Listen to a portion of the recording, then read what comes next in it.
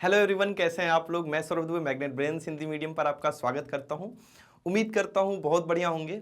Last class में हमने complete chapter revision का पार्ट 1 किया था। जैसा कि आपको पता है, संख्या पद्धति हमने प्रीवियसली पूरी एनसीईआरटी कर ली है, मोस्ट इंपॉर्टेंट क्वेश्चंस कर लिए हैं। हम कर रहे हैं वन शॉट रिवीजन, मतलब कि complete chapter in one view, जिसमें हम आज पार्ट 2 करने वाले हैं।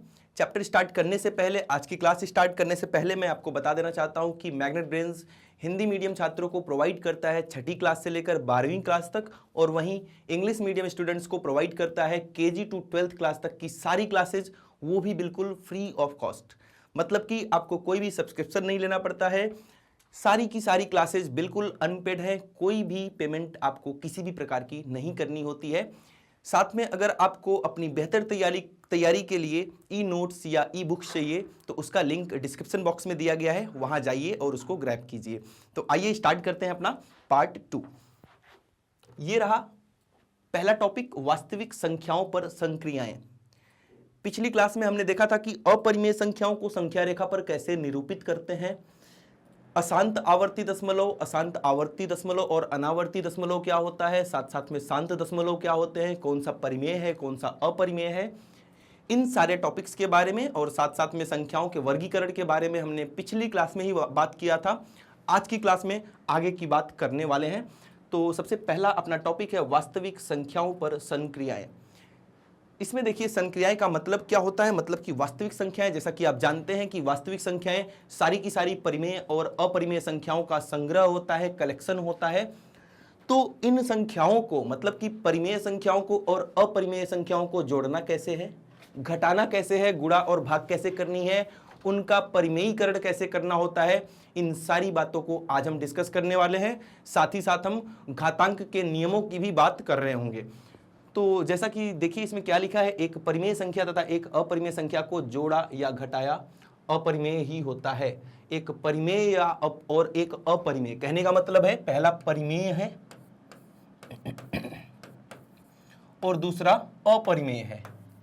आप इनको जोड़ दीजिए, आप इनको घटा दीजिए, या तो जोड़ दीजिए या तो घटा दीजिए, उत्तर क्या आने वाला है, अपरिमेय संख्या ही आपको प्राप्त होने वाली है। आइए कुछ उदाहरण के थ्रू समझते हैं। जैसे कि एक परिमेय संख्या मैंने ले लिया 2 और एक अपरिमेय संख्या मैंने ले लिया करड़ी में 3, तो ये क्या हो गया, इनका मतलब है कि ये पूरा का पूरा एक साथ आप देखेंगे तो ये क्या होगा, अपरिमेय ही होगा। ठीक है। अगर आपने एक संख्या ले ली 5 और एक संख्या ले ली करड़ी में 2, मतलब एक परिमेय ले लिया एक अपरिमेय ले लिया, उनको आपस में घटा दिया, उसके बाद भी क्या आएगा, आपका उत्तर तो अपरिमेय आने वाला है। क्लियर है? ठीक है। दूसरा पॉइंट क्या है, पहला पॉइंट हमने बहुत अच्छे से समझ लिया और यहां से सीधे सीधे क्वेश्चंस भी आते हैं, सत्य कथन और असत्य कथन। तो ऐसा अगर कोई कथन लिखा है कि क्या एक परिमेय और एक अपरिमेय को जोड़ने या घटाने पर अपरिमेय संख्या प्राप्त होती है, तब तो आप बताएंगे कि सत्य कथन है। अगर ऐसा बोल दिया कि परिमेय संख्या प्राप्त होती है, तब आप बताएंगे असत्य कथन है। दूसरा पॉइंट क्या है, एक अपरिमेय संख्या के साथ, किसके साथ, अपरिमेय संख्या के साथ शून्येतर, मतलब कि नॉन जीरो, जीरो की बात नहीं कर रहा है, जीरो की बात नहीं कर रहा है, जीरो की बात नहीं कर रहा है, नॉन जीरो परिमेय संख्या का गुणनफल, नॉन जीरो का मतलब जीरो छोड़ के कोई भी परिमेय संख्या, एक अपरिमेय है एक परिमेय है, लेकिन वो परिमेय संख्या जीरो नहीं होनी चाहिए, वो परिमेय संख्या शून्य नहीं होनी चाहिए, तो हमेशा गुणनफल या भागफल क्या होगा, अपरिमेय होगा। कहने का मतलब क्या है, ध्यान से देखें, यहां पर बोल रहा है कि एक अपरिमेय है और एक परिमेय है, एक क्या है, परिमेय है। कौन सा परिमेय छोड़कर, शून्य को छोड़कर, जीरो को छोड़कर, एक्सक्लूडिंग जीरो, शून्य को छोड़कर। ठीक है। एक अपरिमेय संख्या है एक परिमेय संख्या है, लेकिन आपको शून्य नहीं लेना है, इनको गुणा करें, इनको अगर आप गुणा करते हैं या भाग करते हैं, गुणा करते हैं या भाग करते हैं, आपको उत्तर जो मिलने वाला है जो आपका रिजल्ट आने वाला है वो क्या आएगा, अपरिमेय संख्या ही आएगी। ये बात आप समझ चुके होंगे, अपरिमेय संख्या ही आने वाली है। ठीक है, अगर परिमेय आगे है अपरिमेय पीछे है तो भी यही कंडीशन होती है। शर्त क्या है, शून्य को छोड़कर। सर शून्य को क्यों छोड़ दिया, केस 1 जब हमने शून्य को छोड़ दिया था, जैसे कि आप एक परिमेय संख्या 2 ले लीजिए, एक अपरिमेय संख्या करड़ी में 3 ले लीजिए, आ गया 2 करड़ी में 3 जो कि एक अपरिमेय संख्या है। क्या है ये, अपरिमेय संख्या है।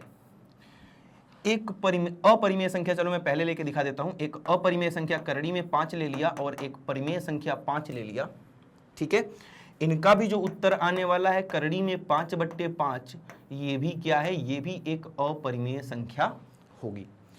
शून्य के केस में क्या होता है, केस 2 अगर शून्य हो, अगर परिमेय संख्या क्या हो, परिमेय संख्या शून्य हो, क्या हो, शून्य हो, तो शून्य को छोड़ा क्यों है, यहां देखिए शून्य को क्यों छोड़ दिया। जैसे कि एक अपरिमेय संख्या करड़ी में 3 ले लिया और एक परिमेय संख्या शून्य ले लिया, यहां पे हमने शून्य ले लिया और शून्य लेते ही उत्तर शून्य आ गया।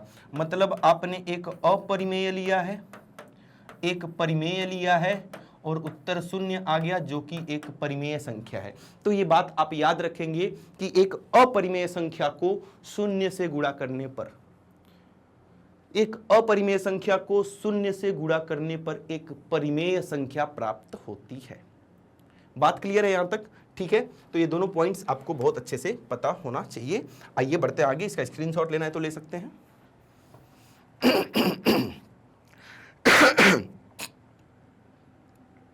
तो आई होप कि आपने स्क्रीनशॉट ले लिया होगा। बढ़ते हैं नेक्स्ट स्लाइड पर।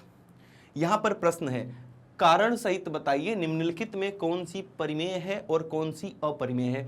तो देखिए यहां पर एक परिमेय मिल गया, 5 किया है, एक परिमेय संख्या है, 3 करड़ी में 5 किया है, अपरिमेय संख्या है।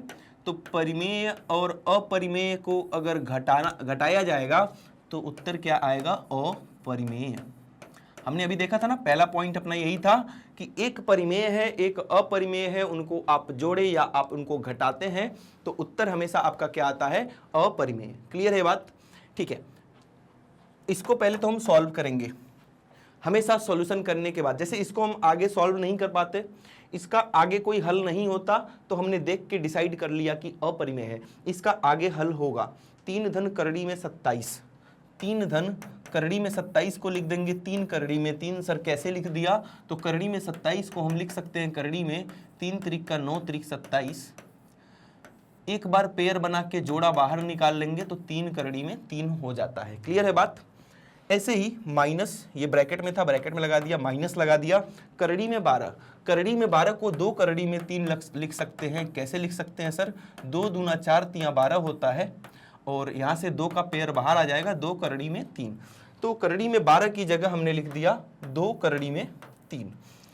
धन करड़ी में 3, तो यहाँ पे लिख दो धन करड़ी में 3। ठीक है, यहाँ तक कोई डाउट है, यहाँ कुछ नहीं किया, बस करड़ी में 27 को 3 करड़ी में 3 और करड़ी में 12 को 2 करड़ी में 3 लिख दिया। अब ध्यान से देखें, ब्रैकेट हटाएंगे, इसके साथ तो कोई परिवर्तन कोई चेंज नहीं होगा, लेकिन यहाँ माइनस चिन्ह है। माइनस चिन्ह जब भी अंदर जाता है तो संख्याओं के चिन्हों को बदल देता है। जैसे कि ये धनात्मक है तो ये ऋणात्मक बन जाएगा, निगेटिव का आ जाएगा 2 करड़ी में 3, और ये भी धनात्मक है तो ऋणात्मक हो जाएगा करड़ी में 3।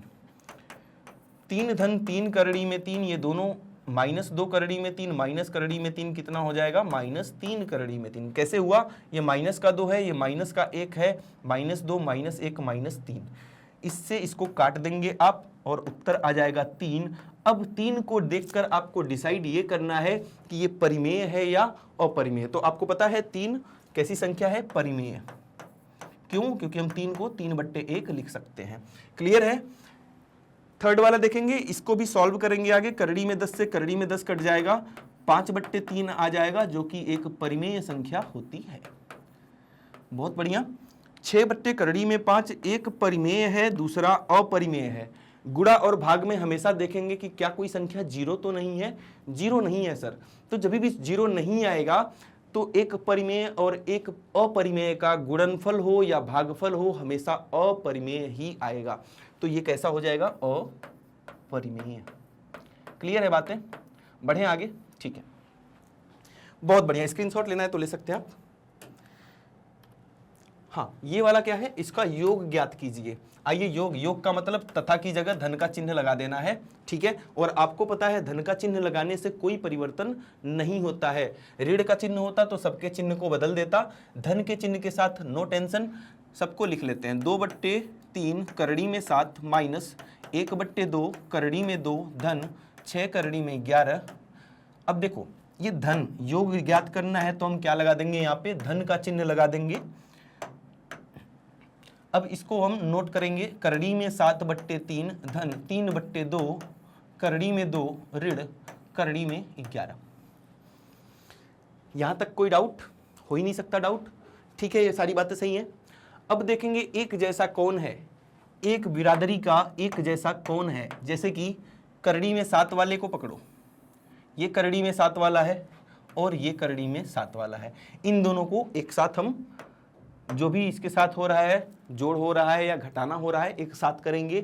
करड़ी में 2 वाले को पकड़ो, ये करड़ी में 2 वाला है और ये करड़ी में 2 वाला है, ठीक है। और करड़ी में 11 वाले को पकड़ेंगे तो ये करड़ी में 11 वाला ये रहा और करड़ी में 11 वाला ये रहा। कोई डाउट? इनको एक साथ लिख लेते हैं। सबको अपने अपने भाई के साथ बिठा दो। जैसे कि 2/3 करड़ी में 7, इनको ले आओ करड़ी में 7/3। क्लियर है ये? कोई डाउट? कोई भी डाउट है? नहीं है? बहुत बढ़िया। अब हम क्या करेंगे? इन दोनों को तो एक साथ ले आए। अब ऐसे ही करड़ी में 2 वाले को एक साथ लाओ तो ये चिन्ह के साथ आएगा हमेशा। -1/2 करड़ी में 2, इसके जैसा कौन था? ये था। तो धन का है 3/2 करड़ी में 2। क्लियर है यहां तक की बात? करड़ी में 11 वाले को लिखेंगे 6 करड़ी में 11 माइनस करड़ी में 11। 6 करड़ी में 11 माइनस करड़ी में 11। ठीक है, यहां तक की सारी बातें। अब देखो, ये दोनों तो आपस में सॉल्व होंगे। 2/3 और यहाँ पे बट्टे में 3 है, ऊपर कुछ नहीं है तो 1 है। 2/3 और 1/3 होता है हमारा 3/3। गलती से भी करड़ी वाली चीजों को जोड़ या घटाना में जोड़ना नहीं है, घटाना नहीं है। मतलब कि करड़ी में 7 है तो यहां भी क्या आएगा? करड़ी में 7। जोड़ना या घटाना किसका होता है? करड़ी में जो भी लिखा हुआ है उसके सामने जो चीजें लिखी हुई हैं उनका जोड़ या घटाना होता है। गुणा हो सकता है करड़ी वालों का, गुणा भाग हो सकता है, लेकिन जोड़ घटाना नहीं होगा। ठीक है, जोड़ घटाना किसका होगा? उसके सामने जो नंबर्स लिखे हैं उनका होगा। ऐसे ही यहां की बात करते हैं। 3/2 में से आप 1/2 को घटाएंगे तो 3 माइनस 1 2, तो ये 2/2 हो जाएगा। करड़ी में 2 जैसे ही था वैसे ही आ जाएगा, क्योंकि जोड़ और घटाने में इनको जोड़ा या घटाया नहीं जाता है। क्लियर है बातें? यहाँ 6 करड़ी में 11 है, करड़ी में 11 कुछ नहीं तो 1 मान लेंगे। 6 माइनस 1 करेंगे तो 5 आ जाएगा। 5 करड़ी में 11। 2 से 2 गया, 3 से 3 गया, तो उत्तर आ गया हमारा करड़ी में 7 धन करड़ी में 2 धन 5 करड़ी में 11। क्या इनमें से भी कोई आपस में जुड़ सकता है क्या? नहीं। करड़ी वाली चीजें एक जैसी होंगी तभी जुड़ेंगी। जैसा कि एक्स वाई जेड के साथ हो रहा था कि सर 6x के साथ अगर 6x के साथ अगर 1 मिनट फिर से लिखेंगे इसको। क्या बता रहा हूं मैं? 6x के साथ अगर 3x है, क्या है? 3x है, तब तो 9x होता है। ठीक है, लेकिन 6x के साथ 3x स्क्वायर है। क्या है? 6x के साथ 3x स्क्वायर है, 3x का वर्ग है। क्या ये दोनों एक जैसे हैं? नहीं है। नहीं है तो नहीं जुड़ता था। ऐसे ही यहाँ पे करड़ी में 7 है, करड़ी में 2 है, करड़ी में 11 है। क्या एक जैसे हैं? एक जैसे नहीं है। नहीं है तो नहीं जोड़ोगे आप। क्लियर है बात? ठीक है, इसका स्क्रीनशॉट लेना है तो आप ले सकते हैं। बढ़ते हैं अपने अगले सवाल की ओर। 6 करड़ी में 21 को 2 करड़ी में 7 से भाग दीजिए। 6 करड़ी में 21 को 2 करड़ी में 7 से भाग दीजिए। हमें पता है कि जब भी आप करड़ी वाले का गुणा या भाग करते हैं, जैसे करड़ी में 1 नंबर है, करड़ी में दूसरा नंबर है, आप इनको गुणा करेंगे तो ये आपस में गुणा हो जाते हैं। करड़ी में 1 नंबर है, करड़ी में दूसरा नंबर है, आप इनको भाग करेंगे तो इनको आप एक साथ भाग कर सकते हैं या इसको आप ऐसे भी लिख सकते हैं। इतनी बात समझ गए? तो यहां भी दोनों करड़ी वाले, ये बाहर वाले तो आपस में रहेंगे, 2 तिहाई 6 हो गया, तो 3 बचा। अब ये करड़ी वाले आपस में लिख सकते हैं हम 21/7, 7 त्रिक 21 होता है, तो ये हो गया 3 करड़ी में 3। क्लियर है बात? आ गया मजा? आएगा ही, ठीक है। अगर इनको गुणा भी करना होता तो आप क्या करते, 6 दूना 12 लिखते और करड़ी में 21 गुणे 7 लिखते। क्लियर है बात? अभी आएगा तो बताऊंगा। संख्या रेखा पर करड़ी में 5.2 का ज्यामितीय निरूपण कीजिए। पिछली क्लास में पार्ट 1 में हमने देखा था कि करड़ी में 13 को संख्या रेखा पर कैसे निरूपित किया जाता है। आज की क्लास में हम देखेंगे करड़ी में 5.2 को या 9.3 को या दशमलव वाले को, करड़ी के अंदर अगर दशमलव वाले हैं उनको कैसे निरूपित करेंगे। आप ध्यान से देखें, एक संख्या रेखा बनाएंगे, बहुत आसान है ये। एक संख्या रेखा बनाएंगे, पहला काम जो भी दिया है पहले तो यहां पे लिख लेंगे 0। जो भी दिया है, एक पॉइंट है ए, ये 0 लिखा है। जो भी दिया है करड़ी के अंदर उतने सेंटीमीटर या उतने इकाई का एक लाइन खींचेंगे। आप करड़ी में 5.2 है तो 5.2 इकाई का एक हम लाइन खींचेंगे, यहां से लेके मान लो यहां तक आपका कितना आ गया 5.2। क्लियर है ये बात? इसको हम बोल देंगे पॉइंट बी, ठीक है। तो इसको ए बोल दिया, इसको बी बोल दिया और एक रेखाखंड खींच दिया, कितने सेंटीमीटर का, 5.2 सेंटीमीटर का या 5.2 इकाई का। अब क्या करेंगे आगे, इसी रेखाखंड को मतलब कि ए बी को 1 इकाई और आगे बढ़ाएंगे, 1 यूनिट और आगे बढ़ाएंगे। कैसे? 1 से अगर आपने सेंटीमीटर में खींचा है कितना 5.2, तो आप क्या करेंगे 1 सेंटीमीटर और आगे इसको बढ़ा देंगे, जिसका नाम हमने दे दिया क्या, सी। कोई डाउट है यहां तक? कोई डाउट? समझ में आ गई बात? कुछ नहीं करना, सबसे पहले आपको 5.2 सेंटीमीटर की एक रेखाखंड खींच देनी है और उसी रेखाखंड को 1 सेंटीमीटर 1 इकाई और आगे तक बढ़ा देना है। इतनी बात क्लियर है? ठीक है। अब जो आपको ए और सी दिख रहा है, ए और सी दिख रहा है, इसका आपको परपेंडिकुलर बाइसेक्टर करना है, यानी कि लंब समद्विभाजक करना है। कैसे करते हैं? ये अपना वही आपको पता ही है, कंपास है और ये पेंसिल है, ठीक है। आपको मोर देन हाफ ले लेना है, आधे से ज्यादा, ये जितना भी बड़ा है आधे से ज्यादा, और एक कट ऊपर और एक कट नीचे लगा देना है, ठीक है। फिर वही वाला चाप लेके, जो चाप आपने यहाँ पे लगाया था वही वाला चाप लेके क्या करना है, यहाँ से एक कट, यहाँ अपना कंपास रखेंगे, एक कट इधर से और एक कट इधर से, ये करके लगा देंगे। अब इन दोनों को, ये वाला ऐसे कट था, ये वाला ऐसे कट था, इन दोनों बिंदुओं को मिलाती हुई एक रेखाखंड खींच देंगे। इसी को बोलते हैं हम परपेंडिकुलर बाइसेक्टर, लंब समद्विभाजक। क्लियर है बात? ठीक है। लंब समद्विभाजक कहां से खींचना है? बहुत लोग गलती करते हैं, ए और बी का खींचते हैं, नहीं, ए सी का खींचना है, 1 सेंटीमीटर बढ़ाने के बाद जो बात आई है। क्लियर है बात इतनी? ठीक है। अब क्या करेंगे आगे वाली बात, यहां पे आपको अपना कंपास रखना है, लंगड़ा प्रकार रखना है और चाप कितना लेना है। इस पॉइंट को अगर मैंने डी बोल दिया तो डी ए चाप लेना है, मतलब यहां लंगड़ा प्रकार, यहां पेंसिल, और ये करके एक आप अर्धवृत्त की रचना करेंगे। ऐसे घुमाते हुए एक अर्धवृत्त की रचना करेंगे। क्लियर है? अर्धवृत्त जो बनाएंगे ए और सी दोनों को टच करते हुए बनना चाहिए, नहीं तो गलत हो जाएगा, ठीक है। अब क्या करने वाले हैं, ध्यान से सुने मेरी बात। अब हम बी पॉइंट पर एक परपेंडिकुलर ड्रॉ करेंगे, एक लंब खींचेंगे। तो लंब खींचना तो मैंने आपको पिछले भी क्लास में बताया था, पार्ट 1 में। यहाँ पे आपको अपना कंपास रखना है और एक अर्धवृत्त की रचना कर देनी है। अब थोड़ा सा चाप बढ़ा के यहाँ कंपास, एक कट, वही वाला चाप, यहाँ कंपास, दूसरा कट, इन दोनों पॉइंट्स को मिलाते हुए एक रेखा खींच देनी है। क्लियर है? अब तक क्या किया, सबसे पहले 5.2 सेंटीमीटर की एक लाइन बनाई, उसको 1 इकाई आगे बढ़ाया। अब जो भी बढ़ाया हुआ था उसका एक लंब समद्विभाजक किया और फिर यहाँ लंगड़ा प्रकार रख के एक हमने अर्धवृत्त की रचना की। उसके बाद पॉइंट बी से, बिंदु बी से एक लंब खींचा। क्लियर? अब आपका काम हो चुका है, क्वेश्चन बन चुका है। कैसे बना?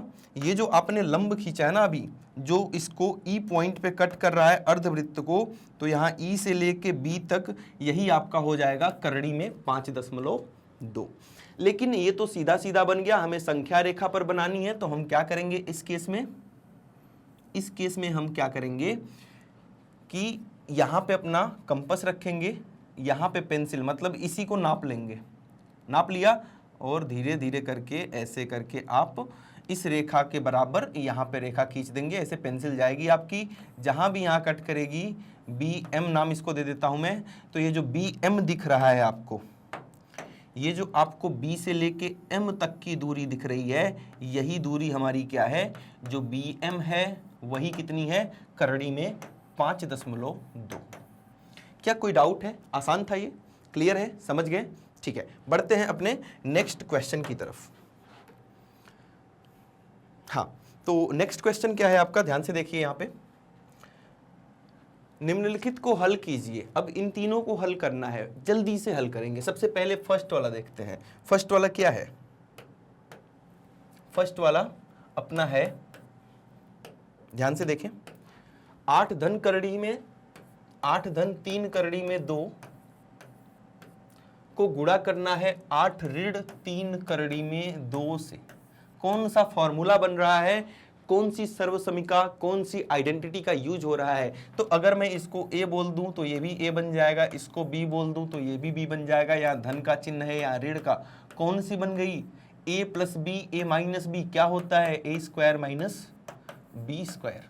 ठीक है, ए की जगह पर 8 है, बी की जगह पर 3 करड़ी में 2 है, तो ए स्क्वायर की जगह पे 8 का स्क्वायर कर लो और बी स्क्वायर की जगह पे 3 करड़ी में 2 का स्क्वायर कर लो, क्योंकि यहाँ ऋण का चिन्ह है, ऋण का चिन्ह लगा देंगे। 8 का वर्ग कितना होता है, 64 होता है।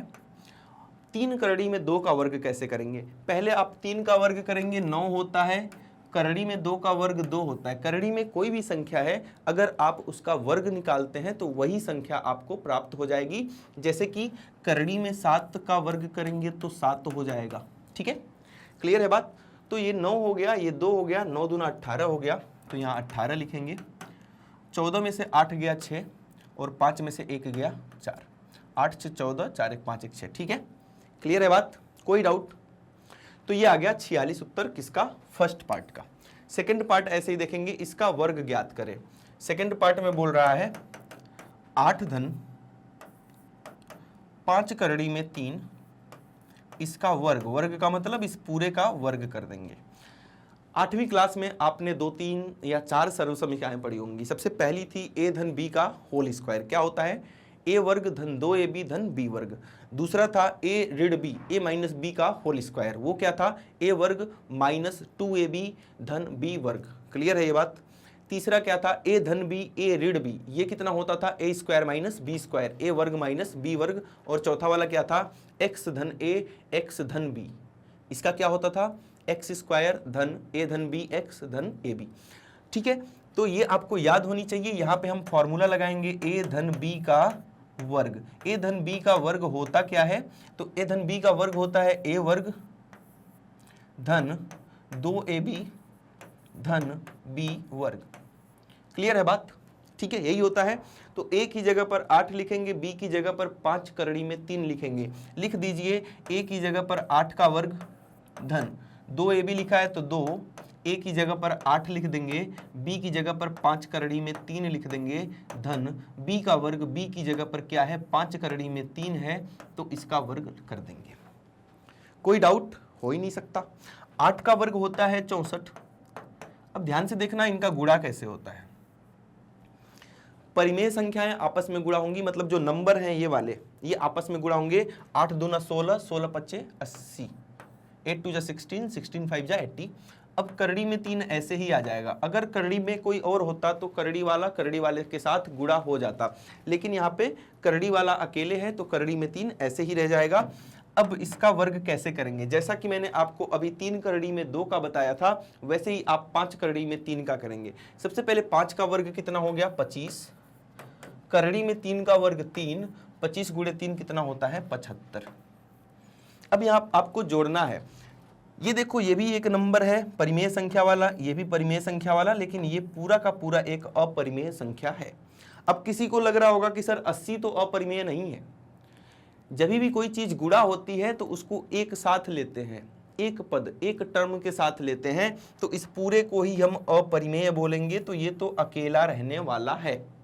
क्लियर है बात? 64 और 75 को जोड़ेंगे, 7 5 4 9 और 6 और 7 13, 139 आ जाएगा और धन का हो जाएगा 80 करड़ी में 3, 7 6 13। ठीक है, क्लियर है बात? कोई डाउट दूसरे पार्ट में नहीं है। अब हम देखेंगे तीसरा पार्ट, इसका और इसका गुणनफल ज्ञात कीजिए। तीसरा पार्ट देखो, इसमें क्या करते हैं, गुणनफल का मतलब तथा की जगह मल्टीप्लाई का साइन आएगा। इसमें सबसे पहले ये वाला जाएगा इस पूरे के पास। कैसे सर? करड़ी में एक साथ है, ध्यान से देखें, करड़ी में 3/5 है, ये जाएगा इस पूरे के पास, मतलब करड़ी में 5 धन करड़ी में 2 के पास। उसके बाद दूसरा वाला अपने चिन्ह के साथ आएगा, अपने चिन्ह के साथ आएगा 5/2, करड़ी में 5/2, ये भी जाएगा किसके, अब ये गया था पहले ये गया था इस पूरे के पास, अब किसका नंबर है, करड़ी में 5/2 का, और अपने चिन्ह के साथ ही जाएगा। धन का चिन्ह है तो धन के चिन्ह के साथ, ऋण का चिन्ह है तो ऋण के चिन्ह के साथ, ये जाएगा इस पूरे के पास, मतलब करड़ी में 5 धन करड़ी में 2 के पास। यहां सब कुछ करड़ी में है और आपको अच्छे से पता है कि करड़ी वाली चीज के साथ गुणा हो जाती है। कैसे करेंगे इसको, आइए ध्यान से देखें।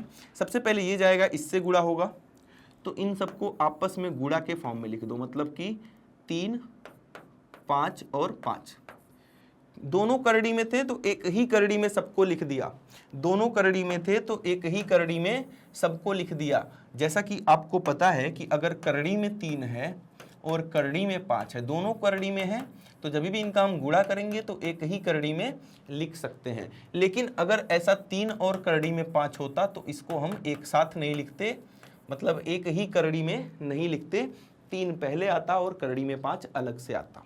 क्लियर है बात? फिर ये भी धन का है, ये भी धन का है, तो यहां भी धन लगा देंगे। अब इन दोनों का गुणा ऐसे ही कर दो, 3 × 2 और नीचे क्या है 5, ये भी धन का है, ये भी धन का है, तो करड़ी में 5 × 5 और ये नीचे क्या आ जाएगा 2, धन का है तो धन लगा देंगे, करड़ी में 5 × 2 और नीचे 2। क्लियर है इतनी बातें? यहां देखिए 5 से 5 कट गया, यहां कुछ नहीं कटा, यहां कुछ नहीं कटा, 2 से 2 कट गया। ठीक है, अब क्या होगा, ये तो करड़ी में 3 हो जाएगा धन, ये हो जाएगा अपना करड़ी में 3 दूना 6/5 धन।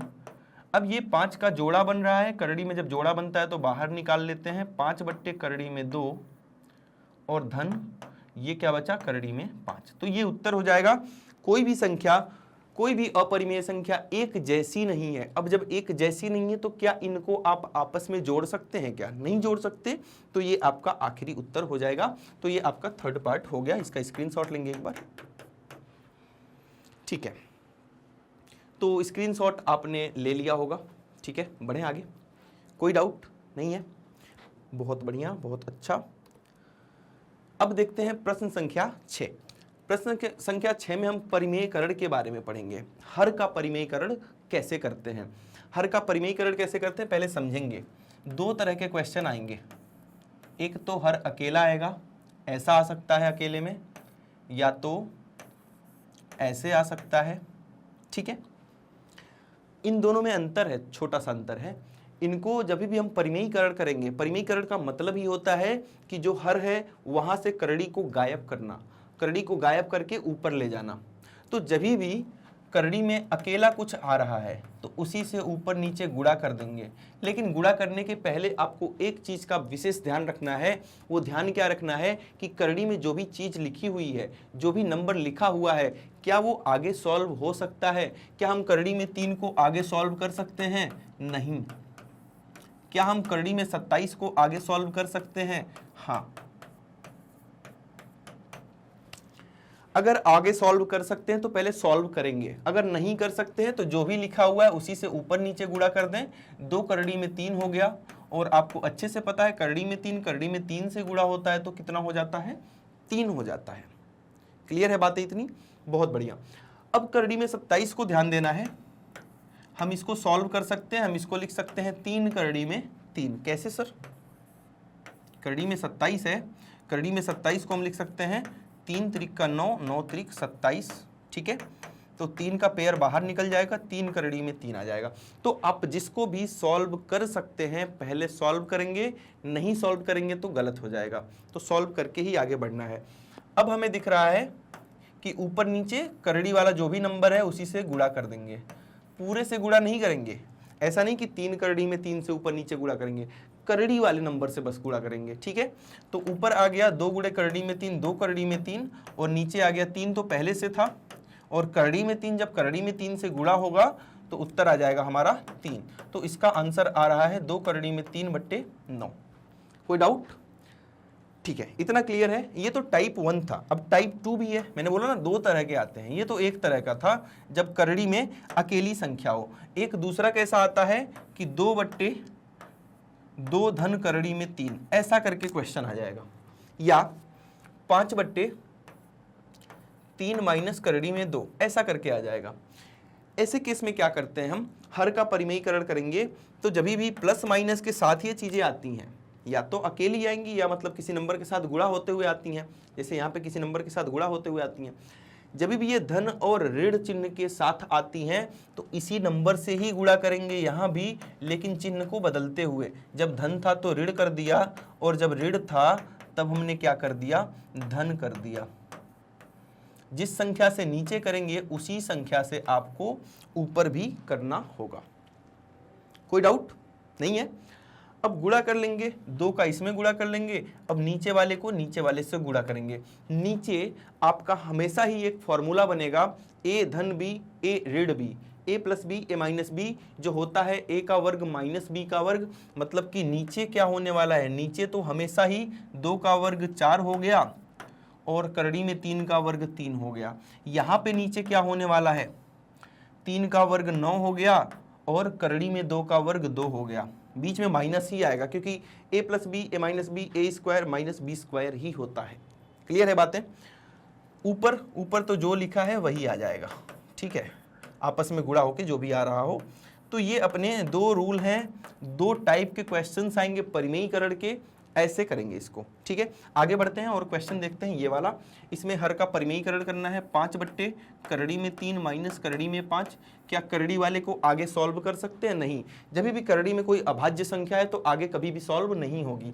इसको गुणा कर देंगे इसी के अपोजिट चिन्ह के साथ, मतलब धन लगा के, क्योंकि यहाँ पे ऑलरेडी ऋण का चिन्ह का उपयोग हुआ है तो हम धन लगा के कर लेंगे।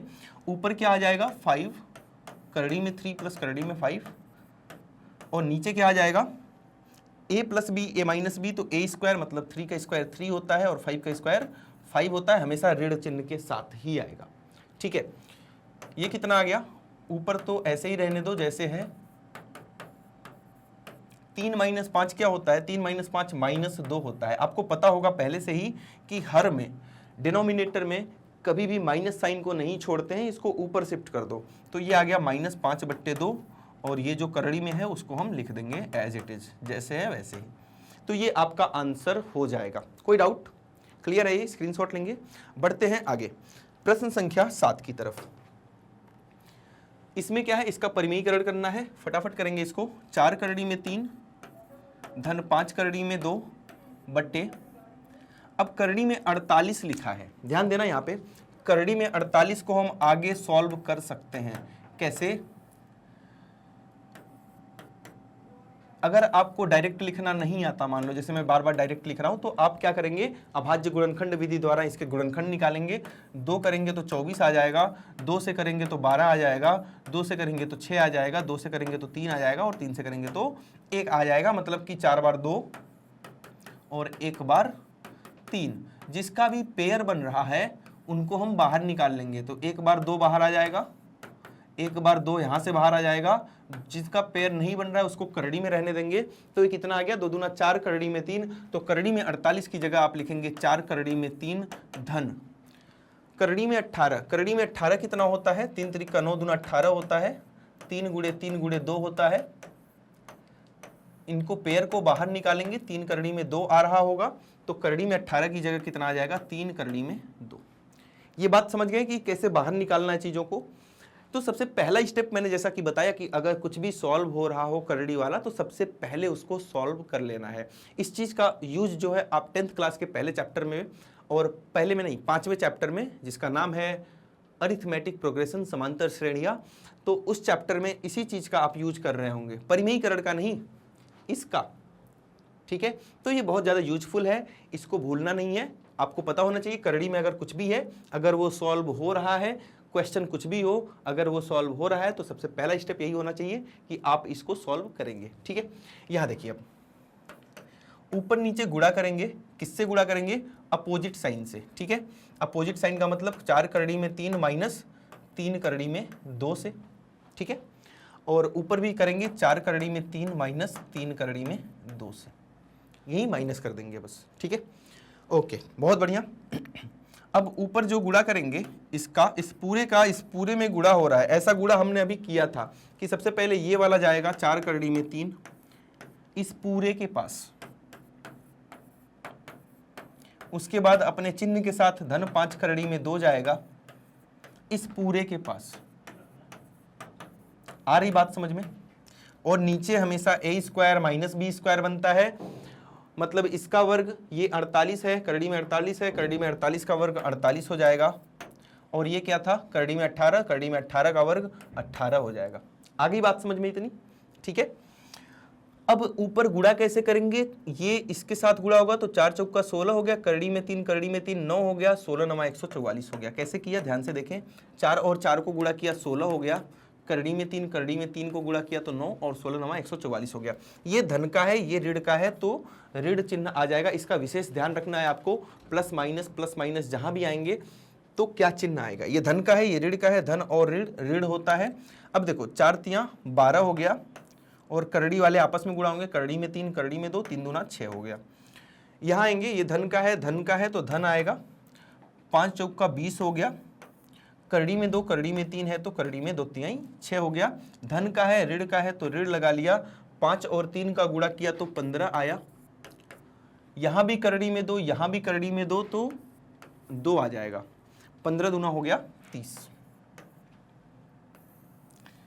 ठीक है, प्रैक्टिस करेंगे तो और जल्दी कर पाएंगे आप, प्रैक्टिस के ऊपर है सब कुछ। प्रैक्टिस नहीं करेंगे तो इनमें कंफ्यूज हो सकते हैं, प्रैक्टिस करते रहेंगे तो ये सारी चीजें जैसे अभी समझ में आ रही वैसे आपको बिना देखे समझ में आने लगेंगी। 48 में से 18 घटाएंगे तो 30 आ जाएगा। ठीक है, ऊपर ये परिमेय है, ये नंबर है, ये नंबर है एक जैसा, तो इन दोनों को आपस में घटाएंगे तो कितना आ जाएगा? 144, और माइनस 30 करेंगे तो 4 माइनस 0 4 आ जाएगा, और 14 माइनस 3 आपका 11 आ जाएगा।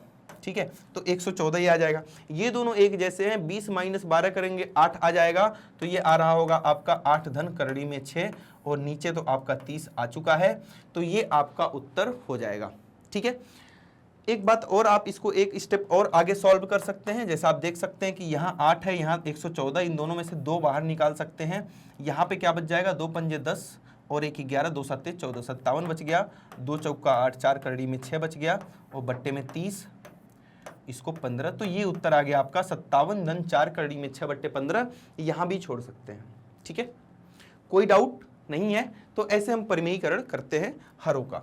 देखते हैं अपना अगला क्वेश्चन। ऐसे दिया है कि यदि इतना बराबर a धन b करड़ी में 7 हो तो a और b का मान ज्ञात करो। देखने में हैवी लगता है लेकिन बहुत आसान क्वेश्चन है। आइए देखते हैं कैसे आसान है। ये सब छोड़ दो, आगे क्या दिया है आपको, ये सवाल दिख रहा है ना, इसका परिमेयीकरण कर देंगे फटाफट। परिमेयीकरण कैसे करेंगे ध्यान से देखें। तो इसका हमें क्या कर देना है? परिमेयीकरण कर देना है। तो जो भी दिया हुआ है सबसे पहले इसका परिमेयीकरण करेंगे। जैसा कि आपको पता है कि यहाँ जो भी लिखा हुआ है, जो भी संख्या लिखी हुई है, क्या ये आगे सॉल्व हो सकती? नहीं हो सकती। करड़ी में अभाज्य संख्या है 7, तो आगे सॉल्व नहीं होगा। तो हम क्या करेंगे? धन चिन्ह के साथ ऊपर नीचे गुणा कर देंगे।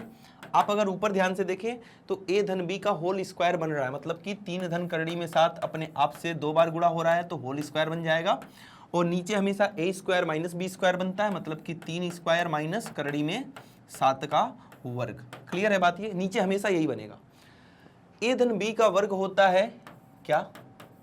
a वर्ग a स्क्वायर धन 2ab धन b स्क्वायर। ठीक है, तो हम क्या करेंगे? a का वर्ग मतलब 3 का वर्ग करेंगे, धन 2ab मतलब 2 गुणे 3 गुणे करड़ी में 7 2ab, धन हम b का वर्ग करेंगे, करड़ी में 7 का वर्ग करेंगे, और नीचे क्या आ जाएगा, ध्यान से देखें यहाँ पर, तो 3 का वर्ग कितना होता है, 9 होता है, तो यहाँ पे 9 लिखेंगे।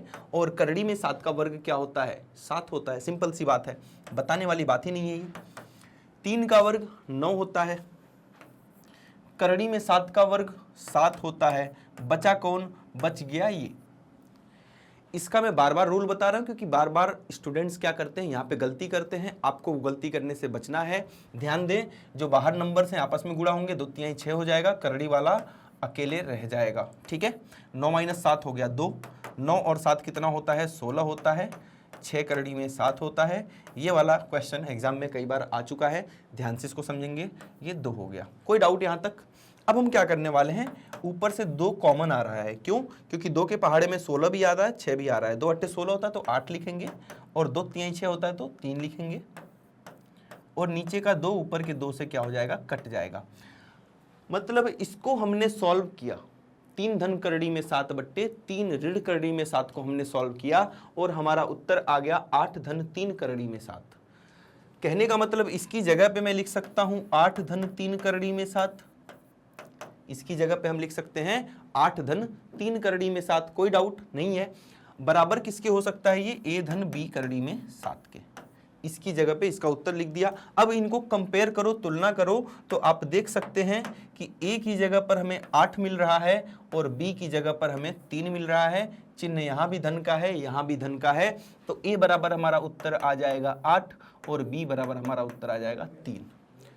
तो मतलब इसमें कुछ रॉकेट साइंस नहीं थी, बहुत इजी था। बस क्वेश्चन को थोड़ा सा घुमा के लैंग्वेज को थोड़ा डिफिकल्ट कर दिया कि ए और बी का मान ज्ञात करें। इसमें क्या होता है, आप देखते ही सोचोगे ये कैसे होगा, करना कुछ नहीं है, करना बस परिमेयीकरण है। परिमेयीकरण करेंगे, तुलना करेंगे, आपका आंसर जो है बहुत इजीली आ जाएगा। तो इसका स्क्रीनशॉट लेंगे आप और बढ़ते हैं अपने नेक्स्ट क्वेश्चन, प्रश्न संख्या 9 की तरफ। तो आगे देखते हैं नेक्स्ट क्वेश्चन क्या है अपना। तो क्वेश्चन करने से पहले अब हमारा नेक्स्ट टॉपिक है घातांकों के नियम वाला। तो थोड़े से नियम देख लेते हैं कि जब भी आधार बराबर होता है, ये बेस जो है जब भी ये बराबर होगा, ये a, यहाँ भी a बेस बराबर है, तो घातें जो है आपस में ऐड हो जाती हैं, जुड़ जाती हैं। जब भी घात के ऊपर घात होगा तो घातें आपस में क्या हो जाती हैं, गुणा हो जाती हैं। कैसे सर, थोड़ा सा समझा दो इसको।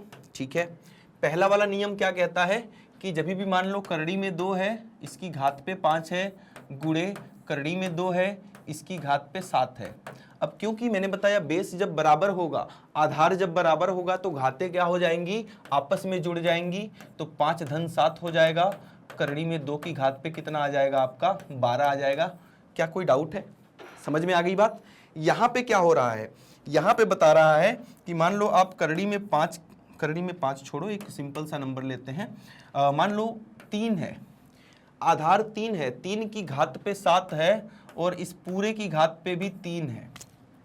तो घात के ऊपर जब घात होगा तो ये घात आपस में गुणा हो जाती हैं। तो 7 × 3 क्या होता है, 21 होता है। यहाँ यही बात समझाई गई है। क्लियर है बातें, ठीक है।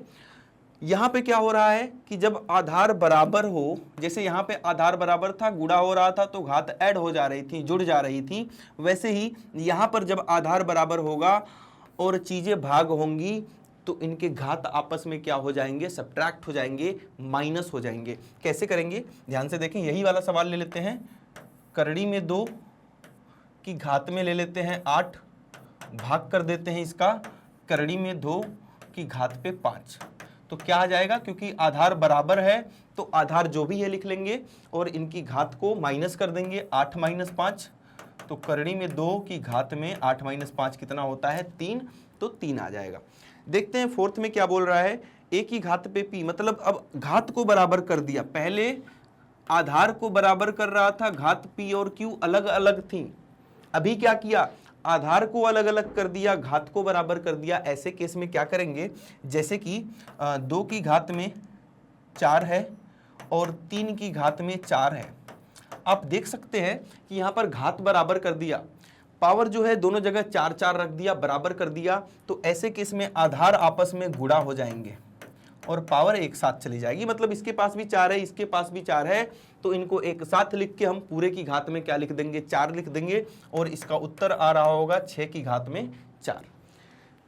यहां देखिए ध्यान से, अगर किसी के ऊपर ऋणात्मक घात है, नेगेटिव पावर है, जैसे कि 5 की घात पे है 5/3 ले लो, अच्छा नंबर दिया है तो हम नंबर ही लेंगे सिंपल।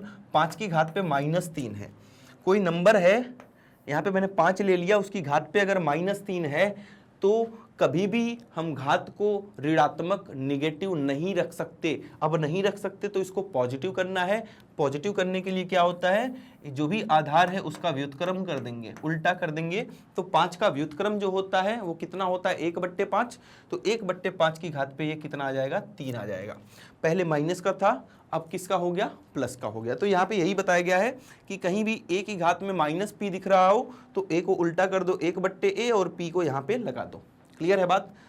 यही चीज अगर भिन्न के फॉर्म में हो, जैसे 2/3 की घात में आपको दे दिया -4, यही चीज अगर भिन्न की फॉर्म में हो तो इसका भी व्युत्क्रम करेंगे। अब आपको पता होगा इसका व्युत्क्रम कितना होता है, 3/2। 2/3 का कितना हो जाएगा, 3/2। और जैसे ही आप इसको व्युत्क्रम करेंगे तो ये पहले माइनस का था, अब किसका हो जाएगा, प्लस का हो जाएगा। क्लियर है बात। तो यहां पर ये बात की गई है। सबसे लास्ट में बात क्या की गई है मैं आपको बताता हूं, उसको छोड़ दो, क्या लिखा है यहां देखें।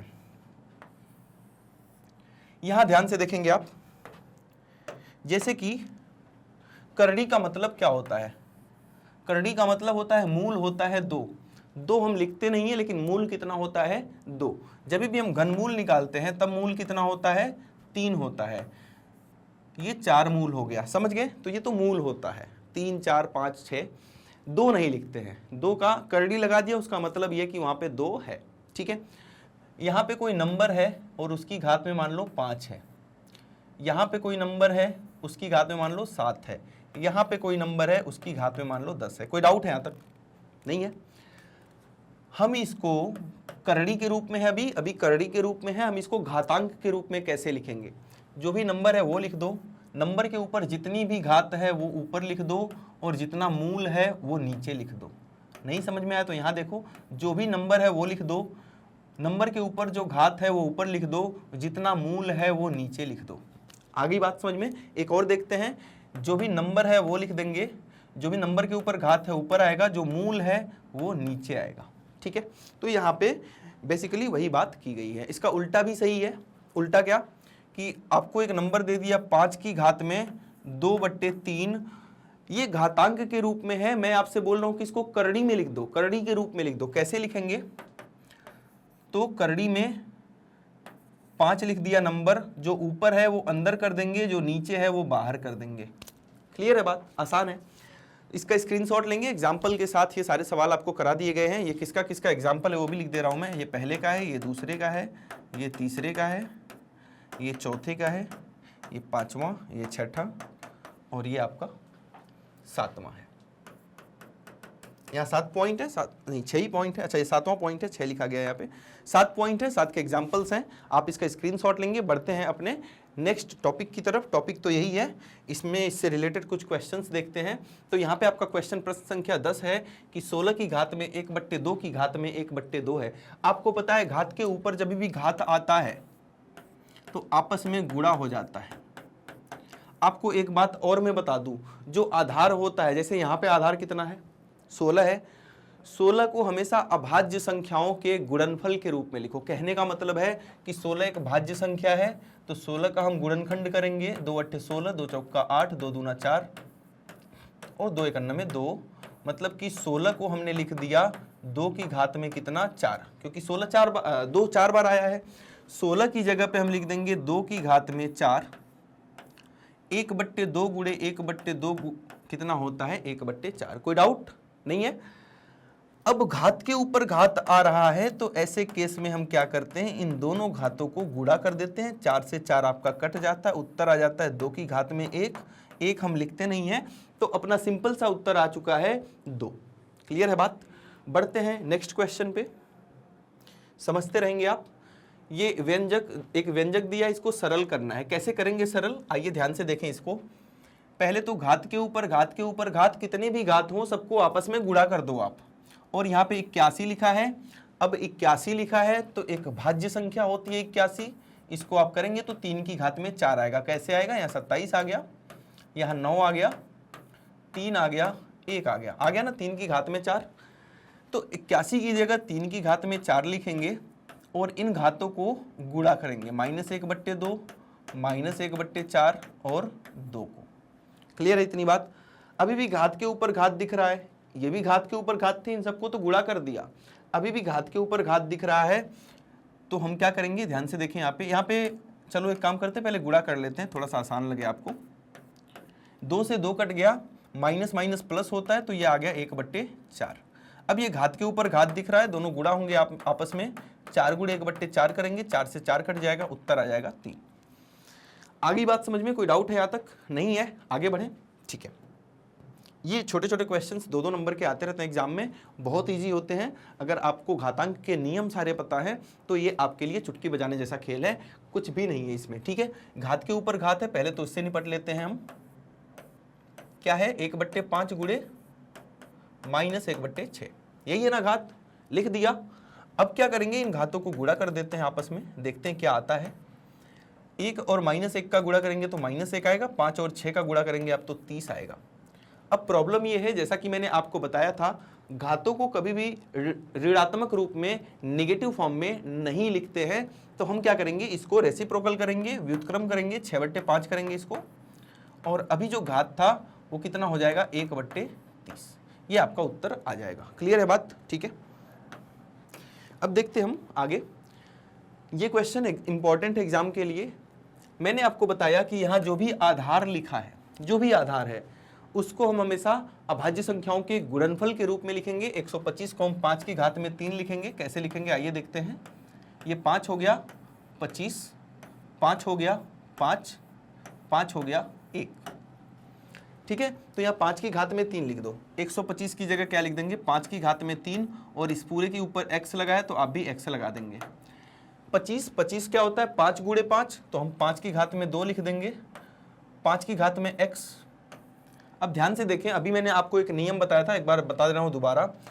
अगर घात बराबर है और संख्याएं गुणा हो रही हैं, घात एक जैसा है, यही बताया था ना, तो नीचे वाली संख्या आपस में गुणा हो जाती है और सबके ऊपर वही घात आ जाता है। ऐसे ही भाग में भी होता है कि अगर घात बराबर है और चीजें भाग हो रही हैं तो इन चीजों को एक साथ लिख दो और घात को ऊपर लगा दो। तो यहाँ भी आप देख सकते हैं कि आधार बराबर है, घात अलग अलग है, तो चीजों को एक साथ लिख दो। ठीक है, नहीं सॉरी, ये वाला नियम नहीं, यहाँ तो दूसरा नियम चल रहा है। ये तो मैंने गुणा वाला बता दिया आपको। यहाँ पे क्या है, आधार बराबर है। यहाँ जो मैंने बताया वहां तो घात बराबर था। जब घात बराबर होगा तब ऐसा करेंगे। यहाँ आपका आधार बराबर है, जब आधार बराबर होगा तब क्या होता है, तब तो बहुत आसान होता है, ये चीजें आपस में माइनस हो जाएंगी। ये 5 की घात में 3 गुणे x हो जाएगा, क्योंकि घात के ऊपर घात गुणा हो जाएगा। और आपको बहुत अच्छे से पता है कि जब भी आधार बराबर होता है तो घात आपस में माइनस हो जाती हैं, तो माइनस करेंगे इसको। 5 की घात में 2 माइनस x, जो पहले लिखा ऊपर वो पहले आएगा, जो नीचे लिखा है वो बाद में आएगा। क्लियर है बात? ठीक है, ये भी नियम याद रखना इंपॉर्टेंट है ये, क्योंकि पीछे जो नियम लिखे थे वहां बस गुणा का लिखा था, ये मैंने भाग का भी बता दिया आपको। ठीक है, यहां देखो तुलना करने पर, अब दोनों तरफ आधार बराबर हैं और बीच में बराबर का चिन्ह लगा है, ऐसे में हम तुलना करने पर क्या लिख सकते हैं, कभी भी इसको काटना नहीं। ऊपर है 3x, 3 गुणे x, और नीचे क्या है 2 माइनस x। ठीक है, 3 गुणे x 3x हो गया, और ये माइनस x इधर आएगा तो प्लस का x हो जाएगा, इधर आएगा 2। क्लियर है बात? 3x धन x कितना हो गया, 4x हो गया, इधर आ गया 2। अब ये 4 इधर जाएगा तो भाग होगा, तो x बराबर हो जाएगा 2/4, मतलब कि x का मान आ चुका है कितना, 1/2। कोई डाउट नहीं है? ठीक है, इंपॉर्टेंट क्वेश्चन, स्क्रीनशॉट लेंगे इसका। तो ठीक है, हमने कर लिया प्रश्न संख्या 13 तक।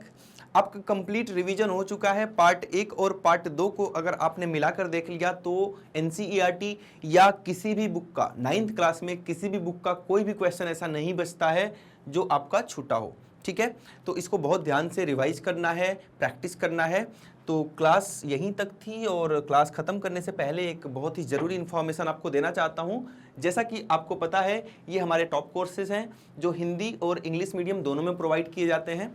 सीबीएसई बोर्ड के साथ साथ अदर स्टेट बोर्ड्स भी हम कवर कराते हैं, जिसमें आपका Delhi board, Bihar board, UP, MP और राजस्थान बोर्ड है।